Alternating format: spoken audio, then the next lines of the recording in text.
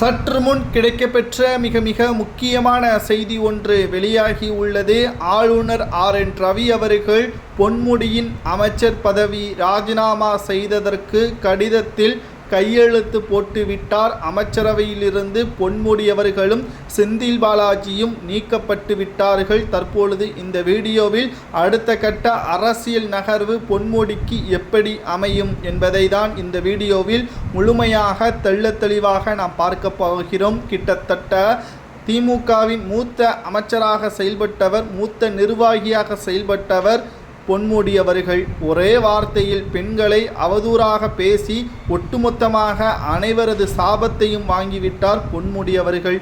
திமுகவின் மிக முக்கியமான துணை பொதுச் செயலாளரும் திமுகவின் எம்பியுமான கனிமொழி அவர்கள்தான் கடும் கோபத்தில் இருக்கிறார் பொன்முடி அவர்களது பேச்சுக்கு.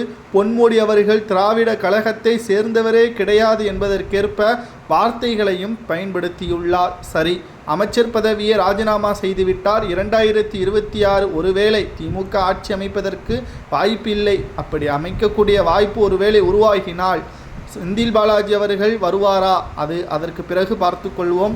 ஆனால் பொன்முடி அவர்கள் தேர்தலில் போட்டியிடுவதே கடினம், அவருக்கு இடம் கொடுப்பதே கடினம், விழுப்புரம் தொகுதியில் மீண்டும் அவருக்கு வாய்ப்புகள் கொடுப்பது கடினம் என்றும் அவரது மகன் சிந்தாமணி அவர்களுக்கும் வாய்ப்புகள் கொடுப்பது கடினம் என்ற தகவலும் தற்பொழுது கிடைக்கப்பெற்றுள்ளது.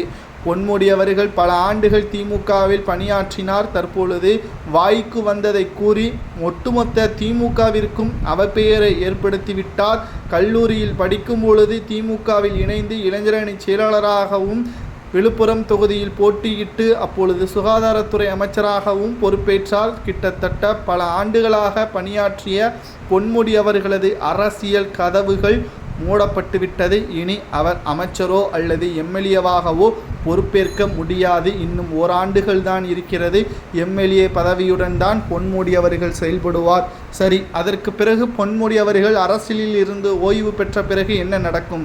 அதாவது ஏற்கனவே சொத்து குவிப்பு வழக்கில் பொன்முடி மற்றும் அவரது மனைவி விசாலாட்சி மீது அமலாக்கத்துறை அதிகாரிகள் வழக்கு பதிவு செய்திருக்கிறார்கள். தற்பொழுது வயது மூப்பின் காரணமாகத்தான் சுதந்திரமாக சுற்றி தெரிந்து கொண்டிருக்கிறார். நிச்சயம் இந்த வழக்கு இன்னும் 2 மாதங்களில், ஏனென்றால் பொன்முடி அவர்கள் அமைச்சராக இல்லை அல்லவா, அதனால் அமலாக்கத்துறை அதிகாரிகள் இந்த வழக்கை மும்முரப்படுத்தும். இதனால் பொன்முடி அவர்கள் மீண்டும் சிறையில் அடைக்கப்படலாம் என்ற தகவலும் தற்பொழுது கிடைக்கப்பெற்றுள்ளது.